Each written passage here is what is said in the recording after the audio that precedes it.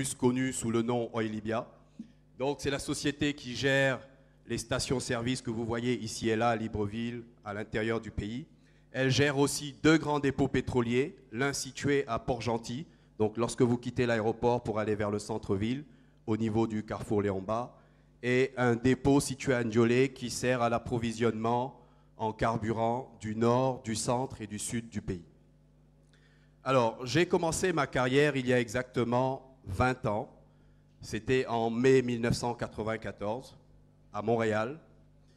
Après avoir obtenu mon diplôme d'ingénieur en mécanique aéronautique, j'ai été recruté dans un centre de recherche qui était financé par l'avionneur Bombardier et le motoriste Pratt & Whitney Canada, donc pour travailler sur le développement des turbomachines. Alors, j'ai commencé à travailler dans ce centre de recherche et quelques mois plus tard, j'ai dû abandonner ce projet parce que j'avais fait un concours pour l'admission dans les grandes écoles de commerce en France, vraiment en blaguant, hein, avec quelques promotionnaires à moi, et j'ai été admis à l'ESSEC. Donc j'ai quitté le Canada, je suis parti en France, et lorsque j'ai terminé donc, mes études à l'ESSEC, donc j'ai obtenu 2 diplômes, le diplôme ESSEC, donc le diplôme délivré par l'école, et un master en management. Donc tout de suite après avoir eu mes diplômes, naturellement j'ai trouvé un emploi chez Arthur Andersen à Paris, un cabinet d'audit. Et encore une fois, quelques temps après, j'ai reçu un coup de fil d'un responsable de l'ESSEC qui me demandait est-ce que j'étais content de mon travail chez Arthur Andersen, parce qu'il y avait une société américaine qui cherchait des cadres africains pour leur filiale, pour ses filiales en Afrique. Ok, j'ai accepté de les rencontrer. C'était à l'époque mobile. J'ai passé quelques entretiens à Paris et quelques entretiens au Gabon. D'ailleurs, parmi les personnes avec qui j'ai passé un entretien à l'époque, il y avait M. Baird ici présent, qui venait juste de rejoindre la société Mobiloil Gabon. Alors après ces entretiens, ils m'ont proposé un poste. Ils m'ont proposé de revenir donc en Afrique et ils m'ont proposé un premier poste qui était un poste d'expatriation, ce qui est rare. Alors ils m'ont envoyé au Cameroun. Et comme directeur financier donc, de la filiale Mobiloil Cameroun. Et je me souviens à l'époque, mon patron, donc, qui était le directeur financier régional et qui était basé aussi à Douala, me disait, écoute Joseph, on t'a envoyé ici pour te tester. Si tu réussis au Cameroun, tu réussiras partout ailleurs. Donc, bats-toi. Donc, je me suis battu, ça s'est très très bien passé. Et 3 ans plus tard, à l'époque j'avais 27 ans, donc quand j'ai eu ce poste-là, et 3 ans plus tard, donc, je suis revenu au Gabon, comme directeur financier, cette fois-ci de Mobiloil Gabon, avec une indépendance un peu plus grande. 3 ans plus tard, vous allez voir qu'il y a beaucoup de 3 dans ma vie, on m'a encore offert une nouvelle fois un poste d'expatriation, mais cette fois-ci en Europe, plus précisément en Belgique, comme auditeur général du groupe ExxonMobil, donc en Belgique, aux Pays-Bas et au Luxembourg, et accessoirement en France. Et, et je vous cache pas que cette expérience a été très enrichissante, sur le plan technique d'abord, parce que j'ai eu à auditer beaucoup d'activités. Ça passe par le raffinage, les sociétés de pipeline, d'exploitation de pipeline, etc., etc. Et sur le plan humain aussi, parce que je gérais une équipe de gens qui étaient soit plus âgés que moi, soit qui avaient un peu plus d'expérience que moi. Et qui, pour la plupart, n'avaient jamais eu de superviseur venant d'un des pays des anciennes colonies. On va dire ça comme ça. Donc, c'était assez intéressant. Et ça s'est très, très bien passé. Et 2 ans et demi, 3 ans plus tard, on m'a proposé de revenir en Afrique, toujours comme expatrié au Cameroun, comme cette fois-ci comme directeur financier régional. Donc je coiffais le Cameroun, la Guinée équatoriale et le Tchad, et il y avait 6 sociétés qui étaient sous ma responsabilité. Alors en 2006, j'ai malheureusement dû faire un choix parce que ExxonMobil donc, devait quitter l'Afrique et avait décidé de vendre un certain nombre de ses filiales à un fonds d'investissement libyen. Alors j'avais le choix entre poursuivre ma carrière chez ExxonMobil, mais aller en Amérique du Sud, en Asie, etc. Ou alors poursuivre ma carrière avec le fonds d'investissement libyen qui venait de racheter les filiales d'ExxonMobil. Donc j'ai fait le choix de poursuivre avec le fonds d'investissement libyen et de rentrer au Gabon. Donc lorsque je suis rentré au Gabon, j'ai travaillé pendant quelques temps et peut-être quelques mois après, on m'a promu directeur général. C'était en fin 2007, j'avais 38 ans. Donc depuis lors, je suis toujours directeur général de Libya Oil Gabon. Mais parallèlement à mes fonctions de directeur général de Libya Oil Gabon, j'ai été nommé en 2010 président du groupement des professionnels du pétrole, le GPP, donc qui regroupe les sociétés d'entreposage et de distribution, telles que Petro Gabon, Total Marketing, Engen, Oil Libya et la SGEPP. J'ai remplacé le président Bikalou, ici présent, qui m'a fait la passe. Et depuis janvier 2014, j'ai été nommé président du pôle finance de la Confédération patronale gabonaise, présidée par Madame Baird, ici présente. Alors, vous me direz qu'après ce parcours, il vous manque quand même quelque chose. Je vous dirai oui, l'étape où il faut créer son entreprise. Alors, je vous rassure, ça ne saurait tarder. En conclusion, j'ai 3 messages à passer aux jeunes. Le premier, qui est le suivant. Votre réussite dans votre vie professionnelle dépendra à 80% du sérieux dont vous ferez preuve à l'école, à l'université et dans le milieu du travail. Parce que plus vous serez sérieux, plus on vous fera confiance pour vous confier des postes à responsabilité, ou même les banquiers dont on parlait tout à l'heure vous prêteront de l'argent pour créer votre propre entreprise ou la développer. Ça, c'est le premier message. Le deuxième message, c'est qu'il faut qu'aujourd'hui, plus que jamais, les Gabonais sont capables de diriger des sociétés dans des secteurs de pointe ou des secteurs qui étaient à l'époque gérés par des expatriés parce qu'il n'y avait pas de cadre gabonais. Et le troisième message et le dernier, merci, c'est que vous les jeunes qui êtes là, j'imagine que vous voulez tous gagner beaucoup d'argent, que vous voulez tous enjoy. Alors si vous voulez enjoy et gagner de l'argent, c'est dans le secteur privé qu'il faut aller. Je n'ai rien contre l'administration, mais je dis ceci. Merci beaucoup. Mais je dis ceci. L'administration, les fonctionnaires sont des gestionnaires de richesse. Par contre, la richesse se crée en entreprise. Plus vous serez ingénieux. Merci beaucoup. Ah, il est tellement bon. Il est tellement bon que si on continue, il va nous entretenir jusqu'à demain matin. Mais il a dit quelque chose d'important. Il a fait son parcours professionnel en entreprise. Et maintenant, il a l'intention, plus que l'intention d'ailleurs, il a décidé de mettre maintenant son expertise au service du pays, mais vraiment en tant qu'entrepreneur. C'est une bonne chose. Monsieur Baird nous en parlera, il a connu ça. C'est excellent de partir de statut de salarié à entrepreneur. Alors, merci beaucoup, monsieur André. Vous l'avez noté? Ok, je compte sur vous à la fin.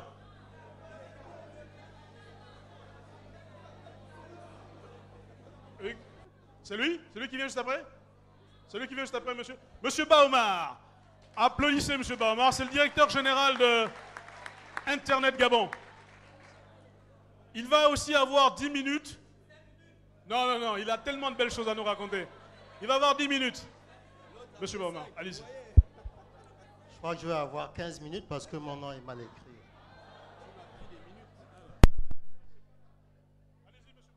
Mesdames et messieurs, bonjour. Je suis Alain Baumar, 51 ans, PDG de IG Télécom, que vous avez certainement connu sous le nom d'Internet Gabon.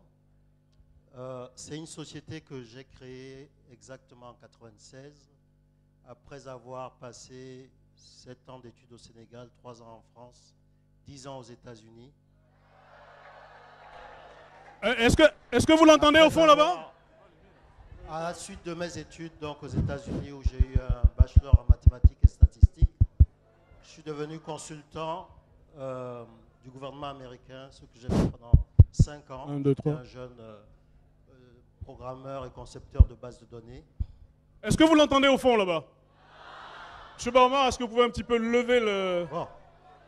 Merci. Donc je disais qu'à la suite de mes études aux États-Unis, en 88, je suis devenu consultant du gouvernement américain, ce que j'ai fait pendant 5 ans, ce qui m'a permis d'apprendre le métier, ce qui m'a permis de voir comment évoluait le secteur de nouvelles technologies, et ce qui m'a décidé à commencer à rentrer au Gabon dans les années 94-95 pour fournir des services de consultants à l'État, notamment en informatisant à l'époque un certain nombre d'administrations, des ambassades à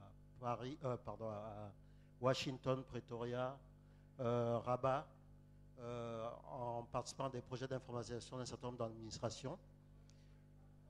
Et depuis 1996, donc Internet Gabon, la société que j'ai créée, a introduit les services Internet au Gabon, 2 ans avant l'opérateur public, et s'est développé depuis lors pour devenir aujourd'hui le seul opérateur de télécommunications de la sous-région certifié ISO, une société qui emploie une 40aine de Gabonais, qui est en train d'amorcer son expansion dans la sous-région, qui est leader dans son segment de marché, qui est celui de la fourniture des accès Internet haut débit aux entreprises.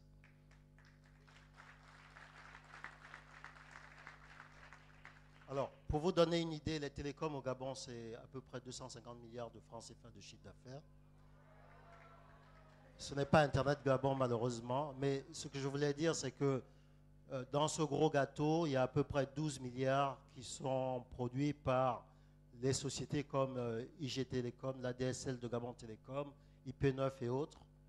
Et nous avons un peu plus de 50% de ce marché-là.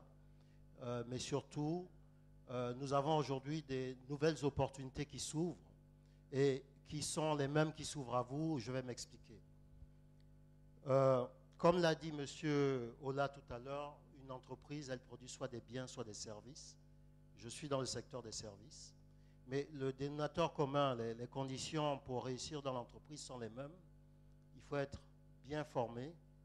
Il faut avoir une idée, non pas pour gagner de l'argent, mais avoir une idée de faire un métier qu'on aime. Parce que si vous faites quelque chose que vous n'aimez pas pour gagner de l'argent, ça marchera quelque temps et puis après vous allez vous en lasser. Donc il faut commencer par être bien formé. La chance qu'on a eue à l'époque, M. Anchouet et moi et les autres qui vont vous suivre, c'est d'avoir eu l'opportunité d'aller étudier à l'étranger, certes.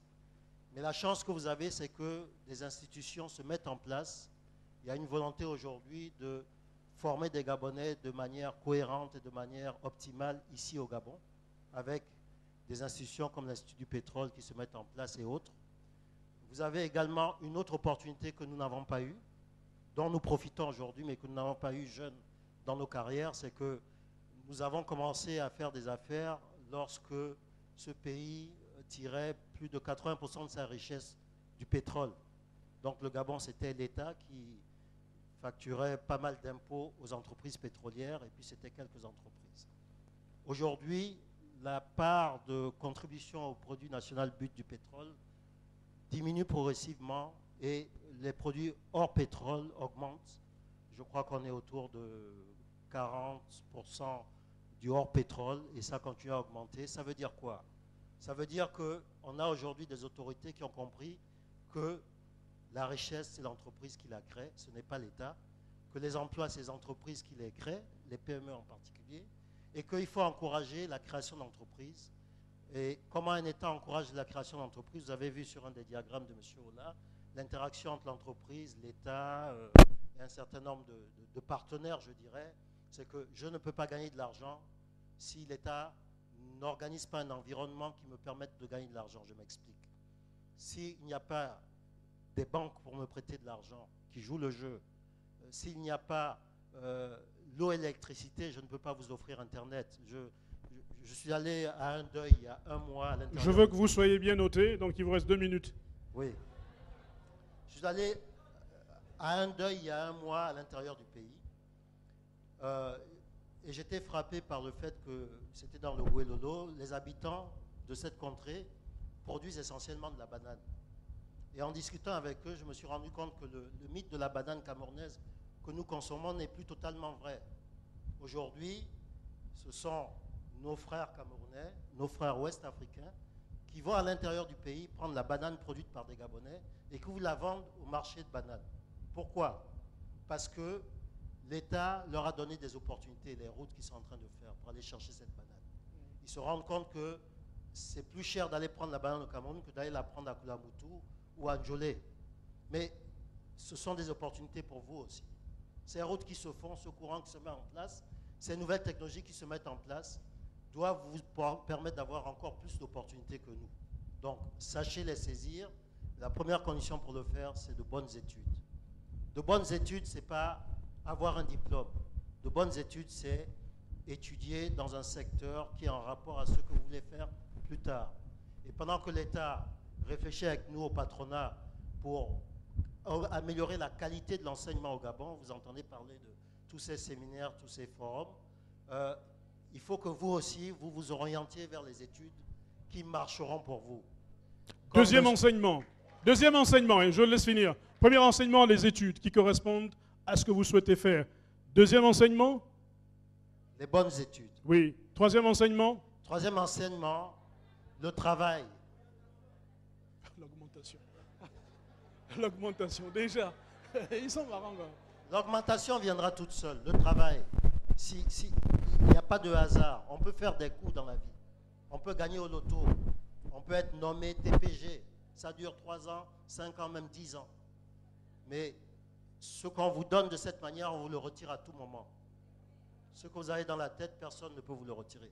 Absolument. Oh là là. Je ne sais pas comment dire ça. Ça, c'est formidable, ça. Ce que vous avez dans la tête, personne ne peut vous le... Notez-le bien, notez-le bien. Il a une bonne conclusion. Monsieur Benke, je ne le connaissais pas, c'est seulement hier que je l'ai vu. Il doit avoir une belle histoire à nous raconter.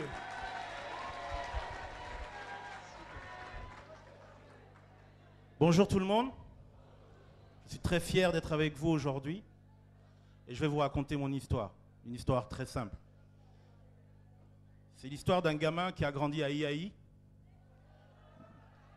Ouais, grandi à Iaï. Il y a des gens d'Iaï là?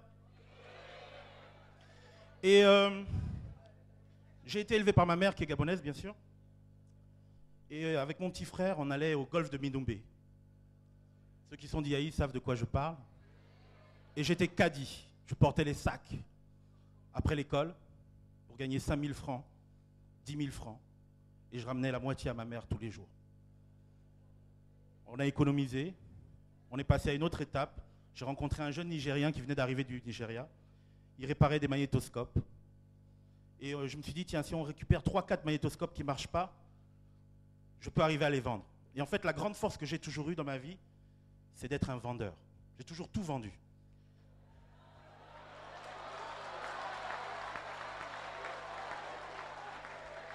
Donc après avoir vendu pour plus d'1 million, 2 millions de magnétoscopes, je me suis dit on va passer à autre chose. Donc on a vendu des cosmétiques, des produits de beauté. Oui, on a vendu des produits de beauté. Et puis un jour, je me suis dit je suis vraiment un bon vendeur. Et j'ai été me présenter à une société qui s'appelle CGPR, qui est à Lalala, qui existe toujours. Et j'ai rencontré un monsieur Cano, qui je rends hommage aujourd'hui, qui ne me connaissait pas et qui m'a fait confiance. Et je lui ai dit, monsieur Cano, j'ai une compétence, j'ai 3 passions dans la vie. L'impression, tout ce qui est imprimerie, la musique et tout ce qui est technologique. Il m'a dit, tu as besoin de quoi? Et je lui ai dit, une muto. Il me dit, une muto, c'est quoi? C'est quoi une muto? Et j'ai dit, une muto, c'est une machine qui sert à découper et qui peut faire des lettrages et des marquages. Il m'a dit, ça coûte combien? J'ai dit, ça coûte 12 millions. Il m'a fait confiance, il a acheté la machine, et j'ai bossé jour et nuit. Jour et nuit. Et la première année, j'ai fait 500 millions de chiffre d'affaires. CGPR est une société qui existe toujours. Et vous pouvez vérifier, ce que je vous dis, c'est vrai. À la fin de la première année, je suis allé le voir. J'ai dit, vous avez vu, monsieur Cano, on a fait 500 millions et tout. Il dit, oui, effectivement. Et je peux vous dire qu'il me prenait très au sérieux. Je lui ai dit, tiens, j'aimerais bien avoir un appartement, un véhicule de fonction, et il m'a tout donné. Ensuite, la deuxième année, j'ai fait 650 millions. Et à partir de là, il m'a dit, Eric, tu sais quoi? Tu as du talent, tu devrais créer ta propre société. Et il m'a épaulé.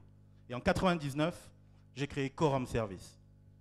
Jusqu'aujourd'hui, nous sommes toujours à Glace. Et je pense que nous sommes les numéros 1 de l'impression. C'est nous qui avons imprimé les banderoles que vous voyez partout. De l'impression, en fait, il y a aussi un facteur chance. Parce que vous travaillez, vous développez, et puis il y a des événements qui se mettent en place. De l'impression est arrivé l'avènement de la téléphonie mobile. Et avec la téléphonie mobile, ils ont eu besoin d'encore plus d'impression, et ils ont eu besoin d'autre chose qui est l'affichage. Donc on a développé la plus grande régie d'affichage au Gabon. La pub sur les taxis, c'est moi. La pub sur les lampadaires, c'est moi. Enfin, moi et mon entreprise. De l'affichage, nous sommes partis dans les médias, télévision, et surtout, quelque chose que vous connaissez tous, j'ai repris la musique et j'ai créé Eben Entertainment. J'ai produit Bapunga, j'ai produit Koba, j'ai produit La Fuente, j'ai produit, je pense, et amené le hip-hop gabonais à un niveau international, où tout le monde aujourd'hui nous regarde et nous respecte. Et c'est à vous de continuer ça. Aujourd'hui, on vient de lancer une nouvelle société, qui s'appelle Eben Radio, sur la fréquence 105. Mais attendez, c'est très important ce que je veux vous dire. Eben Radio, c'est avant tout une web radio. Dans quelques jours, quand la 3G sera opérationnelle, vous pourrez tout savoir, la radio qui fonctionne sur tous vos téléphones, partout dans le monde. Il était important de produire des artistes gabonais, mais surtout de leur donner la plateforme pour pouvoir se diffuser et ensuite vendre leurs produits. Et on vient de le créer, ça a pris 4 ans de développement. Je vais terminer en vous donnant 3 conseils. Les 3 conseils que j'ai retenus de mon expérience personnelle sont, premièrement, avoir la foi en Dieu et en vous, en vos rêves. Parce que si vous avez la foi en vous, en Dieu et en vos rêves, il n'y a rien qui peut vous freiner. Yes! Crias! Deuxièmement, c'est l'essentiel. il ne faut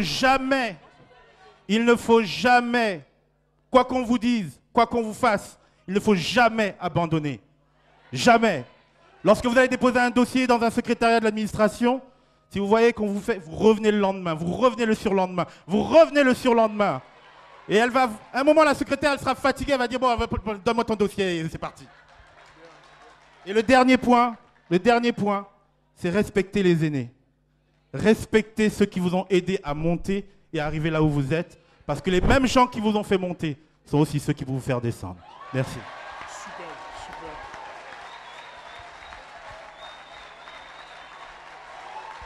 Ah, il est bon. Je sais pas, mais... Monsieur Benquet, je ne sais pas, mais vous avez fait fort. Je ne suis pas partisan, hein. C'est la salle qui parle.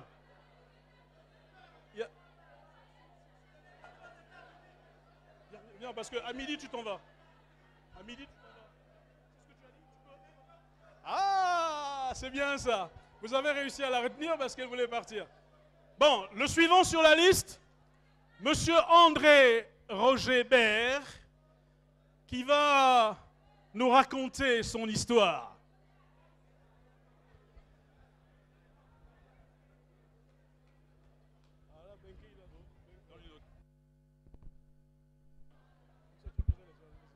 Bonjour, moi aussi je vote pour lui. Ça va être très dur de faire aussi bien, mais je vais essayer de vous parler de moi. C'est un exercice que je fais pour la première fois parce qu'on m'a dit qu'il fallait parler aux jeunes et donc je vous parle. Alors, au commencement, de toute façon, il y a les études. Vous êtes en terminale. Je me rappelle que moi j'ai passé mon bac en 84 et... Pardon ?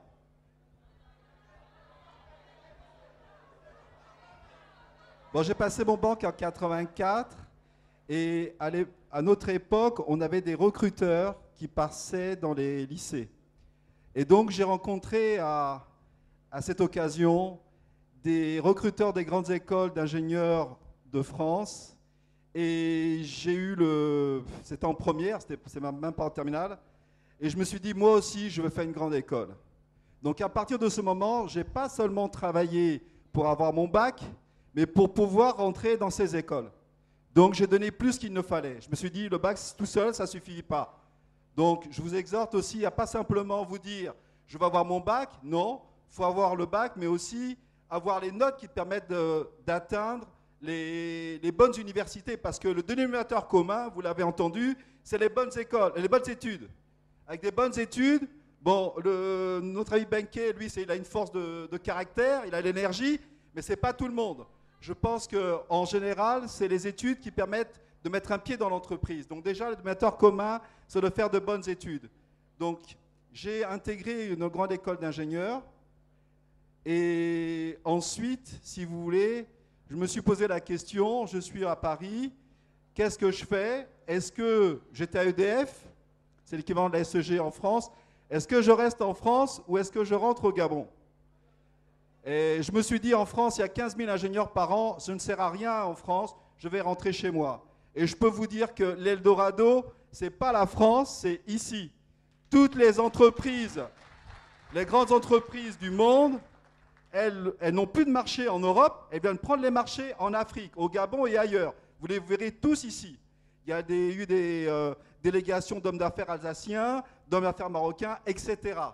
Donc je dis, je vais venir, je vais rentrer chez moi. Quand je suis rentré à Libreville, j'ai voulu faire comme tout le monde, je voulais rentrer dans le pétrole. Bon, c'était un peu le dossier a traîné. Et il y a un monsieur qui m'a fait une proposition, à l'époque c'était Enelec, monsieur Winkel, m'a dit, viens, j'ai besoin de toi. Qu'est-ce que vous faites? Ah oui, moi je fais l'électricité, etc. Bon. J'étais pas emballé parce que c'était une petite boîte, je voulais être dans les grosses structures. Je me suis dit, vraiment, entre Total Gabon et Enelec, c'est vraiment le jour et la nuit. Qu'à cela ne tienne, il a su me convaincre et j'y suis allé. Et en fait, mes années chez Enelec, ça a été la première partie d'appropriation de la technique. J'étais ingénieur, je sortais de l'école, je ne savais pas faire grand-chose. Donc j'ai appris mon métier. Mon métier, je dirais que j'ai découvert avec passion. J'aime ce que je fais comme travail. C'est vrai que l'argent, c'est bien, mais avant tout, c'est la passion, l'énergie. J'aime mon travail. J'ai fait le tour du Gabon grâce à mon métier. J'ai appris à gérer les hommes, très jeune. Et ensuite, après 4 ans, j'ai eu une espèce de lassitude en disant bon, mais c'est petit Enelec, peut-être je devrais voir ailleurs. J'ai fait une escapade chez les pétroliers. Monsieur Antoué vous a dit qu'on s'est rencontrés à Mobil Oil. J'étais directeur des opérations Mobil Oil. J'avais 30 ans. Et je suis resté 2 ans et demi. Ça ne m'a pas vraiment plu. Mais j'ai appris chez Mobil tous les outils de gestion et de management. Donc, première partie Enelec, la technique. Deuxième partie, les outils de gestion et de management. Ok, très bien. Finalement, après 2 ans et demi, je repars chez Enelec. C'est une catastrophe. Bref, en tout cas, quelqu'un m'appelle, me dit, voilà, on a un projet, c'est le groupe Sogafric. On veut créer la partie, le domaine électricité chez Sogafric. On a besoin de toi, est-ce que ça t'intéresse? Est-ce que tu connais quelqu'un? Je dis, non, moi ça m'intéresse, je viens. Voilà comment, en 2000, je crois, j'intègre le groupe Sogafric et j'arrive un matin avec mon cartable, tout seul dans le service. Je repars 7 ans plus tard. Nous sommes 70 dans le service et nous faisons 2 milliards de chiffre d'affaires. Et je pars en me disant, parce que toujours j'avais l'ambition de créer mon business, je dis, mais finalement, est-ce que je ne peux pas faire moi-même? Pas avec les moyens de Sogafric, mais moi-même. Donc, je reviens encore sur mon parcours. Première étape, la formation. Deuxième étape, les outils de gestion. Et Sogafric, ça a été la gestion. Comment gérer le chiffre d'affaires, comment dire ça, mettre les ressources en face, etc.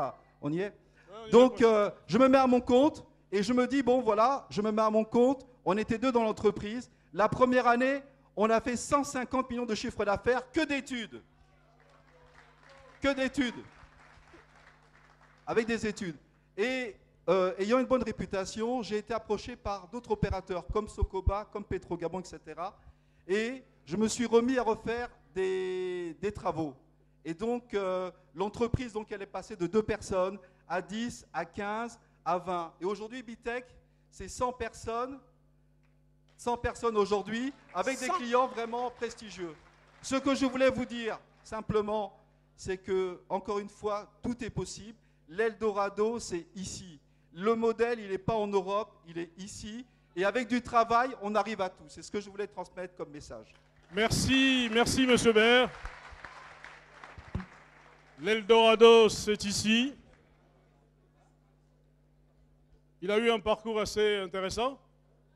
Il est parti d'Enelec, il est revenu à Enelec, il est parti ailleurs, après il a créé sa boîte. Pourquoi il a créé sa boîte? Parce qu'il avait cette envie, comme il dit. Depuis toujours, il avait l'envie de créer son business. Et aujourd'hui, il emploie une centaine de nos compatriotes. C'est une très bonne chose. Il faut applaudir pour lui. Alors, il se trouve que M. Baer est marié avec Mme Baer. Et Mme Baer elle est 2 fois patronne, en fait. Elle est la patronne de Deloitte. Et puis, elle est la patronne des patrons. Applaudissez pour elle très fort.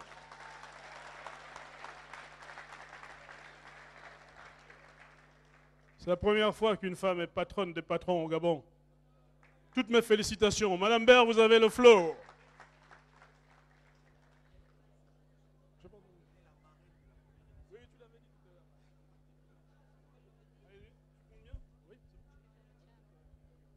Bonjour à tous. Je suis vraiment très heureuse de parler ce matin devant ce public de jeunes. Et c'est d'ailleurs une des raisons pour lesquelles j'ai répondu favorablement à cet appel qui m'a été fait. Parce que la jeunesse est au cœur du développement de notre pays. Alors moi, c'est simple. Moi, je suis de formation juriste. Et j'ai commencé mes études à l'université Omar Bongo. J'ai dû...